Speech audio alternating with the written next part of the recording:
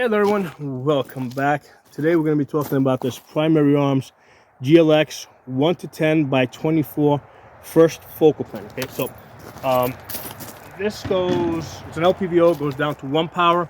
It goes all the way up to 10 power. It's first focal plane, so that the subtensions, the auto ranging, bullet drop, mill lines, they're going to be accurate in all magnifications. Okay. And that's the reason why I got this scope, because I have the SLX version of this, which is second focal plane, but I worked in all magnifications, so I needed the subtensions, auto ranging, bullet drop to be accurate in all magnifications, which is why I got the GLX version. So this is like an $800 scope. The GLX, the SLX one is a $450 one. And I've had that for 2 years. It's been working great, but because I always need to, because I'm constantly moving back and forth on the magnifications, it's not working out for me. So I'm probably going to sell that off. I'm going to sell it for $350. If anybody's in Northeast Pennsylvania, you're interested, let me know. Come over here. We'll zero it in, put it on your rifle, take it home with you. Okay. But today I want to talk about this scope and the SLX version. Okay, right? With the auto ranging being in meters versus yards. Okay, so what's the difference? Okay, does it matter? Because a lot of people are like, well, I'm used to working in yards, this is in meters, so first let's take a look at some differences. So 50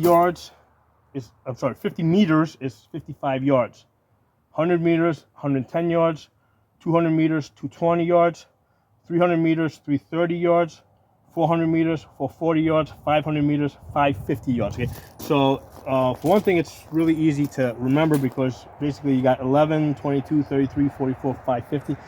So it goes up in a pattern that's easy to remember. Okay, so even though the instructions on this and the SLX version I have say to basically talk about zeroing it at 50 meters, I zero at 50 yards. Okay, so when I zero at 50 yards, on the bullet drop side, everything basically essentially falls into line. Okay, we're talking about very small differences, and here's the thing: even with the bullet drop, whether you have the Raptor or you're using the mill grid, this is the mill grid version, and the way it works out. Here, let me show you guys on the mill grid. Try to get close here. The top of the spine is going to be your 300. That's where you get your 50 yard zero at the chevron. Then the top of the spine is 300. First line will be 400. Next line will be 500. That line there is 600. If you true it out over here at 300 yards, all of the 400, 500, and 600 are going to be close enough. Okay, and when I say close enough, basically, if you're aiming here, we're talking about hitting a man-sized target. Okay, so someplace on a man-sized target. When it comes to bullet drops and trying to use a mill grid for bullet drop, first of all, there's what really matters is the velocity of the bullet. Okay, so you've got, even with the 55 grain, the velocity I've measured it on different ammunition. 55 grain on some of them 3,000 feet per second, on others all the way up to 3,200 feet per second. So there's like a 200 foot per second variance in 55 grain ammunition that I have actually measured through a chronograph, and that's just the 55 grains. Then if you look at the 62 grains, 77 grains, 45 grains, the velocities are going to be all over the place. And then of course you've got barrel lengths. Okay, are you shooting a 16-inch, a 20-inch, a 10-inch? So when it comes to trying to get a bullet drop, we're looking at trying to get on a man-sized target. We're not trying to hit a dime at 100 yards. Okay, this is a combat reticle for being able to get on a man-sized target really quickly and take those shots. That's what this combat reticle is designed for. That's why they call it ACSS, Advanced Combat Sighting System. Okay. By the way, I don't get paid by Primary Arms or ACS or any of those characters. I paid for this as I paid for everything. Okay. Which is why you get the type of reviews from me that you guys get. Okay, basically I do reviews the way I like doing reviews, not the way somebody might be paying me to do reviews. So on the bullet drop, if you know you're going to be hitting doing most of your shooting at, let's say, 500 yards, then yeah, you got to make sure that, you know, the 500, you would chew it out at 500 yards, okay? And then everything else is less important, okay? I chew it out at 300 yards, at the top of the spine, and then everything else pretty much falls into place for me, okay? Now, as far as the auto ranging, right? Let's talk about the auto ranging, because the auto ranging is also in meters, okay? So how much, you know, you got the, if you look at the wings over here, right? So basically, this is what you see when you zoom in at 10 power. That in 1 power, it looks like a duplex reticle with a circle dot, essentially, okay? So it's good. They give you both a duplex and like a 65, what appears to be something like a circle dot. But when you zoom in, you see this, and you've got this wing ranging system over here. So you put the foot at the bottom, head to the top, or you put the belt at the line at the middle here, and the head goes to the top.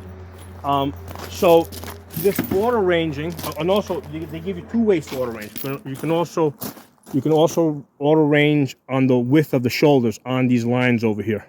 Okay, so there's 2 ways to auto range. So this auto ranging system is based on what they say is the average man at 5 foot 8 inches tall and 18 inches wide. Okay, so most people are not exactly average, okay? Typically, you're gonna run into everything from 5.5 feet tall to, you know, 6.5 feet tall, okay? That's pretty typical of what you're going to run into. Width of the shoulders, I mean, you know, I'm 22 inches, okay, width. So when you're talking about trying to auto range, we're not looking for exact measurements. You're just trying to get a quick idea of what distance somebody is. Are they at 500 yards, or are they 300 yards, or are they at 200 yards? Okay, you want to get a quick, you need to get those shots off fast. And the idea of this advanced combat sighting system, this acss, is that it allows you to get a quick estimate and get your shots off. Now, I've actually removed the scope, and I took it out to a location, actually, or rather, before I mounted on the rifle, I took it out to a location where people were actually moving around. So holding the scope in my hand, I put it on actual people moving around. And first of all, if you're going across the shoulders, most people don't stand like this. When you're looking at them, they're probably going to be a little bit off like this, okay? Right? And also, as people are moving and their heads bopping up and down, it's not going to be stationary. Their feet are not going to be stationary. So there's always going to be a little bit of up and down movement. Okay. So again, that's the reason, one of the reasons why it doesn't matter if this thing's in meters and you normally work in yards. It's going to be close enough. Now, when it comes to auto ranging off of the size of a man, if you're like, okay, could be 400 or could be 500, you always go with the closer distance, right? Because what's going to happen is, if somebody's actually at, let's say, 400 yards, and you estimate them at 500 yards, well, the bullets are going to go over their heads, okay? But if it's reverse, right, like let's say somebody is actually at 400 yards and you guess them at 300 yards, well, instead of the bullets hitting here, they're going to hit someplace down here, okay? So that's why when somebody's moving around or turned a little bit to the sides, and you're not sure at exactly, like, you're like, it could be this or it could be that, you go with the closer distance, okay? So this way you can get your bullets on target, and if anything, they're just going to hit a little bit lower versus in center mass, okay? This one I've only had for a couple of weeks, but I've had the SLX version, which is the same reticle, okay? And I've had that for 2 years. And like I said, both, well, more the other scope. This I've only done once. The other one I've done it multiple times. Take it off the rifle, go out to a location, with the scope and also with a rangefinder. Put the scope on somebody. Calculate, use the auto ranging to see what distance they're at. Pick up the rangefinder, put it on them. And I'm usually there, right? I'm usually. I mean, it works. I mean, it just works. Okay. Why would you want to use the scope versus a rangefinder? Well, here's the thing. A rangefinder works great if you're in an open field, right? But if you're like out in the woods or there are lots of obstacles in between, like if I try to look at a target back there that's like 200 yards back, I'm gonna probably bounce off one of the trees that's closer, and it's gonna give me a closer reading than what I'm actually looking at. Okay, so that's the deal with rangefinders. They if you got lots of things between you and what you're looking at, it's usually not going to give you a true reading. It's going to bounce off of the closest thing. Okay, yeah, so that's the deal. Don't worry about this is in meters and that you like to work in yards. It doesn't make a difference. The two are close enough, and for what we're trying to do here, which is get shots on target fast, I mean, this is the best. I mean, these acss designs are really the best reticles for a combat situation. Okay, and I've looked at a lot of different reticles. I mean, the reason why I use primary arms is not so much because of the hardware, even though I think that the hardware, as far as the scope, the glass, all that stuff is good.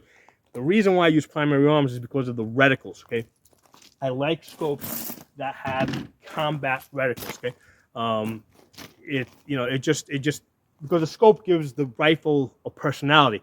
So if you've got a scope that gives you auto ranging off of the size of a man, okay, not a soda bottle, right, not bowling pins off the size of a man, it's obviously a combat scope. So I really like the flavor, right, the flavor that the primary arms scope have. Okay, other interesting point that I had not noticed before, right, is that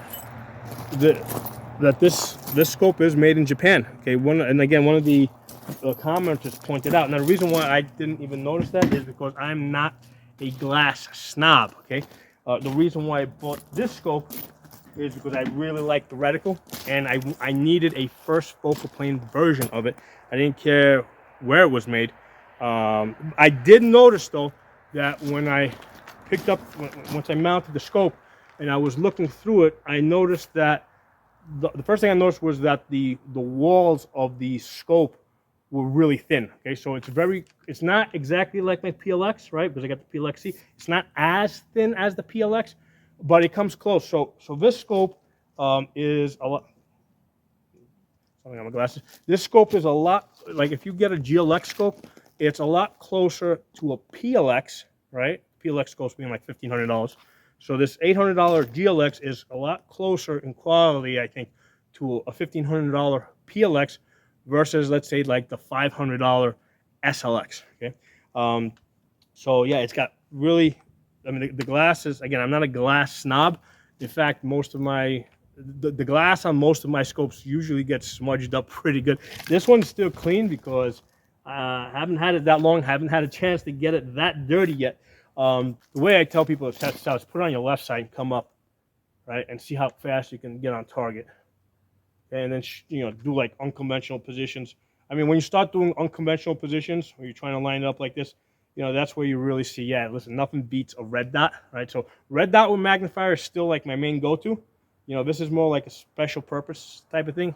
Right? I'm not saying special purpose here like as in the cliche-ish rifle build. I'm saying special purpose like if I'm going to pick up a scope with an LPBO on it, okay, I'm planning to do a lot more than just do CQB stuff, right? I'm planning to use all the features in the reticle, the range estimating, the bullet drop.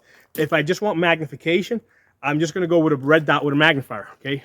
I have a 6X magnifier, works great. I've been out to 500 yards with that, okay? So if I'm going to put like 1.5 pounds on top of the gun, it's got to do a lot more. I want the auto ranging. I want mill lines. I want wind holes. I want bullet drops. I want leaders. I want all that other stuff, okay? So there are my thoughts on that. Again, main point of this video, this scope being in meters versus you normally working in yards, no difference.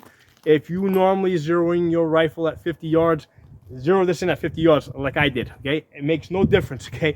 I had it out to 200 yards, I got my impacts at 200 yards, at 50 yards zero, got my second impact at 200 yards, works just fine, okay?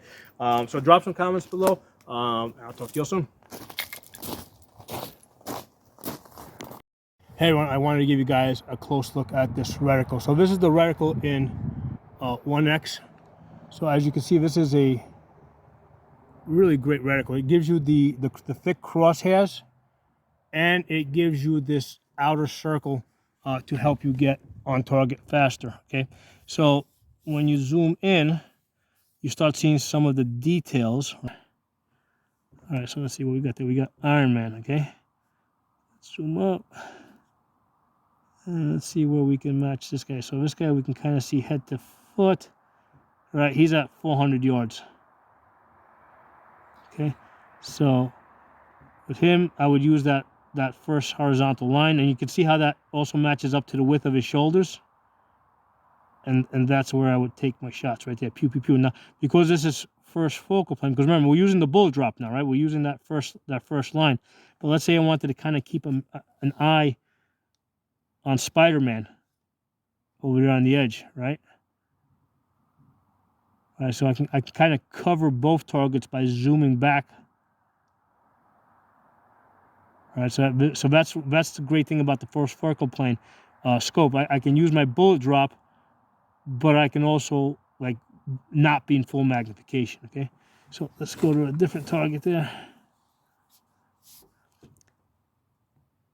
All right, so what we got there? It looks like Captain America. So the way he's sitting, we're gonna have to go from the waist up because his legs are like in a weird position. So legs up, he's at 500 yards. Okay, so 500 yards. I would use the second line there. It also matches up to his shoulders. I mean, I haven't bagged the back of the rifle. I'm not like super steady right now. But that would be right there, like pew, pew, pew, pew, pew. Okay. And then let's see. I got another dude over here. So he's at the same distance, 500 yards. So the cool thing is, first focal plane, I can zoom back and I can actually see like both of these guys in my field of view. So I can, let's say, cover this guy, but also see that guy, and I can like get like I can have my bullet drop on the 500-yard hold, and I can still see the other guy on the other side over there, right? At the far end of my scope. So this is the reason why I had to have a first focal plane scope. Okay, if you're not doing these kind of things, yeah, sure, you don't need it. You can go to second focal plane scope. But if you want to be able to do these things, you gotta have a first focal plane scope. So other great thing about this is that it's got mill lines built into this reticle. Actually, let me pause you guys for a second. I'm going to put it on another target out there. Hold on. All right, so let me zoom you guys back. All right, so I put two other targets out there. Okay, so I've got what appears to be a car that's hiding. So great thing about this type of reticle, we're not just limited to auto ranging off of the size of a man. So most cars are about 6 foot wide. Okay, so if you zoom in, if you look on this at the bottom of this mill grid, they give you dots that they can use. Now I'm looking through some tinted glass, so it's a little hard for me to see the dots. I can see them fine without the tinted glass. I can kind of see the dots, but it's actually a lot easier for me to transition to these lines over here. Okay, so it's just bigger. So just to get a rough estimate on that car over there, right, which is about 2 mils wide, right, the calculation that I would do, okay, is it's 2 mils wide, so it's 2 times 6. I'm sorry, hold on. No. It's 6. The average width of a car is 6 foot, so 6 times 12 inches times a conversion factor 27.77 divided by the 2 mils puts that car at about 1,000 yards. Okay, so that's what a car that is 2 mils wide would be, right? Okay, so if we look next to it, now we see a truck. Now these two things are not proportional, right? Because these are toys. But I measured that truck at about 3 mils wide. Okay, so 3 mils wide. Most trucks are about 8 foot wide.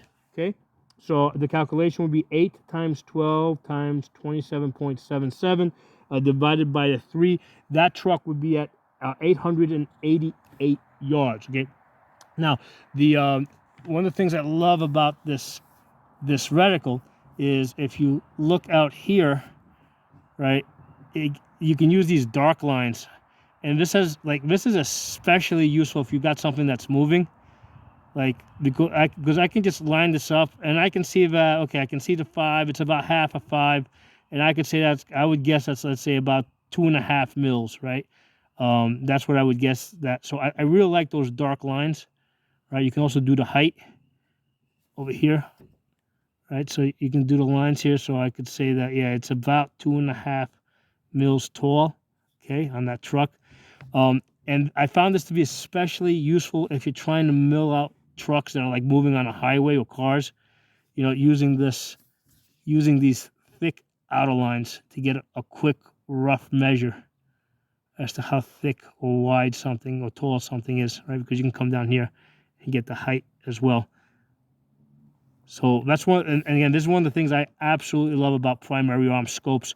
They're combat minded. Okay, this is not the type of scope that, let's say, a competition shooter would be using. Okay, this is a combat scope for trying to figure out quickly how far, how far something is, and what your what you need to, what range you're gonna range it at, and what holder we're gonna use. Now, for cars and trucks, the measurement that matters the most to me is 4 mils, because if a truck is at 500, if a car is at 5 mils, right? So 5 mils would be between that line. So that car is a little further back right now. It's not at 5 mils. It would have to come all the way up to that line, that blue car. So as soon as it comes into 5 mils, so not 4 mils. It's actually 4 mils. So as soon as it gets inside that 4 mils, it's at 500 yards. Okay, so 500 yards, basically, I've covered this on a separate video. I would go to the top of the windshield and start sending my rounds out there.